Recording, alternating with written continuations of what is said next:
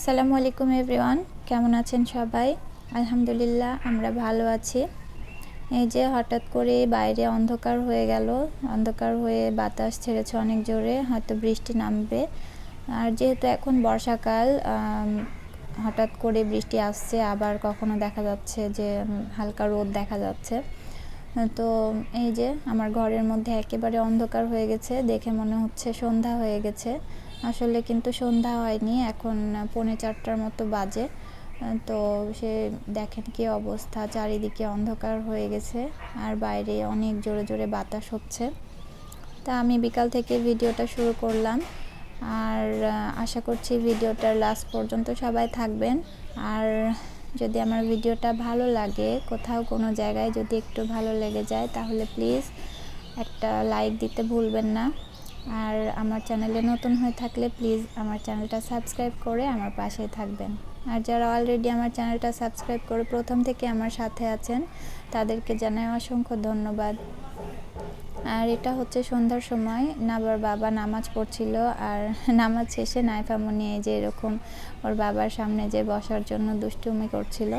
তো ওর বাবা বলল যে সরো মা, আমি উঠে পড়ি, তারপরে তুমি বসো চেয়ার নিয়ে। তো এখন ওরা বাবা মেয়ে একটু খেলবে, আর আমি চলে যাব রান্নাঘরে ওদের জন্য নাস্তা রেডি করতে। তো এই তো চলে এসেছি রান্নাঘরে কথা বলতে বলতে। তো আমি আজকে ওদের জন্য পাস্তা রান্না করব। তো আমি এখানে কুলসনের যে ম্যাকারনিটা সেটা নিয়ে নিয়েছি। তো এখান থেকে আমি আজকে পাস্তা রান্না করে দিব ওদেরকে। তো প্রথমে আমি 4টা টমেটো নিয়ে নিয়েছি পাস্তার মধ্যে যে পিউরিটা দেওয়া লাগবে সেটা তৈরি করার জন্য। আর টমেটোর আগা দিয়ে আমি একটু হালকা চিড়ে দিয়েছি। এখন এটাকে আমি সিদ্ধ বসিয়ে দিব। আর টমেটোর আগাটা এভাবে একটু চিড়ে দিলে হয় কি স্কিনটা আলাদা করতে সুবিধা হয়। তো এই যে খুব বেশি যে সিদ্ধ করা লাগবে তা কিন্তু না, এই যে হালকা যখন স্কিনগুলো আলাদা হয়ে যাবে, ছাড়া ছাড়া হয়ে যাবে গা থেকে, তখন এটাকে নামিয়ে নিতে হবে। নামিয়ে পানি ঝরিয়ে ঠান্ডা করে নিয়ে স্কিনটা আলাদা করতে সুবিধা হয়। এই তো আমি সেটা করে নিয়েছি। আর এখন এটাকে ব্লেন্ডারে দিয়ে ব্লেন্ড করে নিলেই হয়ে যাবে পিউরি। এখন আমি চলে আসলাম পাস্তাটা সিদ্ধ করার জন্য। তো এখন আমি চুলায় পানি বসিয়ে দিলাম, আর এখন এর মধ্যে দিয়ে দিব আমি কিছুটা লবণ।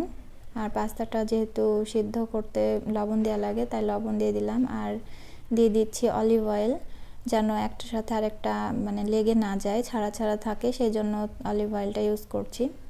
তো পানিতে যখন এরকম বলক চলে আসবে, তখন আমি কাপে মেপে 2 কাপ পাস্তা দিয়ে দিচ্ছি সিদ্ধ করার জন্য।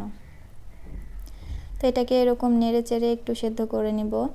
আর আমি মাঝে মধ্যেই নেড়ে চেড়ে দিচ্ছি, কারণ যেন লেগে না যায়, আঠা আঠা যেন না হয়ে যায়, সেই জন্য। এই তো নেড়ে চেড়ে সেদ্ধ করে নিলে একটার সাথে আর একটা লেগে যাওয়ার কোনো ইয়ে থাকে না। তো আমি তো সেদ্ধ করে নেব। আর এখন প্রায় হয়ে এসেছে।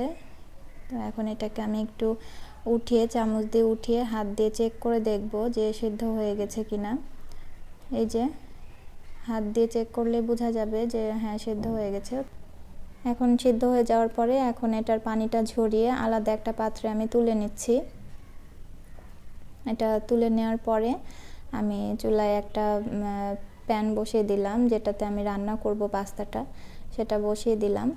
তো আজকে আমি পুরো রান্নাটাই বাটার দিয়েই করব। তো সেই জন্য আমি প্যানটা গরম হওয়ার পরে আমি বাটার দিয়ে দিলাম। তো বাটারটা গলে আসা পর্যন্ত আমি এটাকে নেড়ে চেড়ে মানে গলিয়ে নিচ্ছি। তার মধ্যে দিয়ে দিয়েছি কিছুটা রসুন কুচি। এখন দিয়ে দিব হাফ চামচের মতো আদা কুচি। এই যে আদা কুচি দিয়ে দিচ্ছি হাফ চামচ। দিয়ে এটাকে কিছুক্ষণ ভেজে নিব, হালকা ব্রাউন করে ভেজে নিয়ে এর মধ্যে আমি এখন অ্যাড করছি সে কিউব করে রাখা পেঁয়াজ। তো পেঁয়াজগুলো যেহেতু আমি কিউব করে রেখেছি, তো কিউব পেঁয়াজগুলো তো একটু মোটা হয়, তো সেজন্য এটাকে আমি একটু চামচ দিয়ে আলাদা আলাদা করে দিচ্ছি, যেন এগুলো মানে একটা থেকে আরেকটা ছাড়িয়ে যায়। তো পেঁয়াজটা হালকা যখন একটু নরম হয়ে আসবে, মানে লাল লাল না, যখন একটু নরম হয়ে আসবে, সেই পর্যায়ে এখন আমি দিয়ে দিব কিউব করে রাখা গাজর।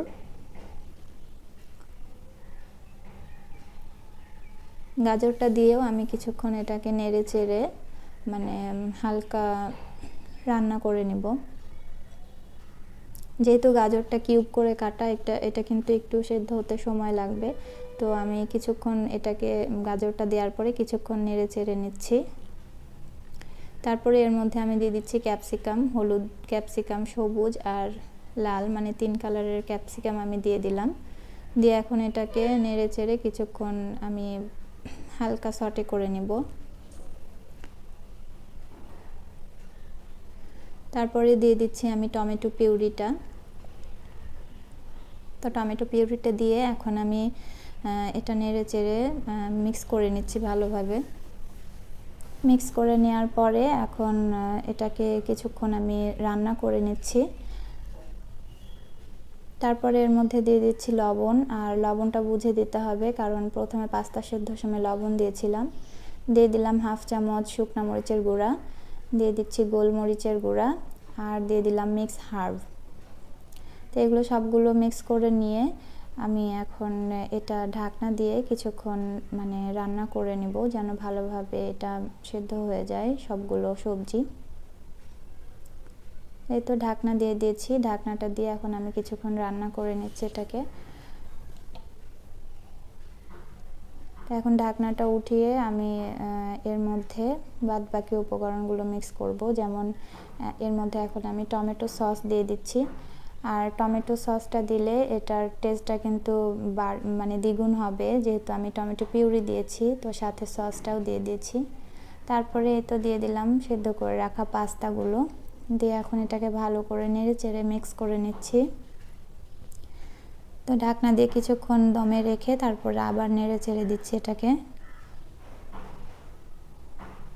এখন এর মধ্যে দিয়ে দিলাম চিলি ফ্লেক্স হাফ চামচের মতো, দিয়ে এটাকে ভালোভাবে উল্টে পাল্টে মিক্স করে দিচ্ছি।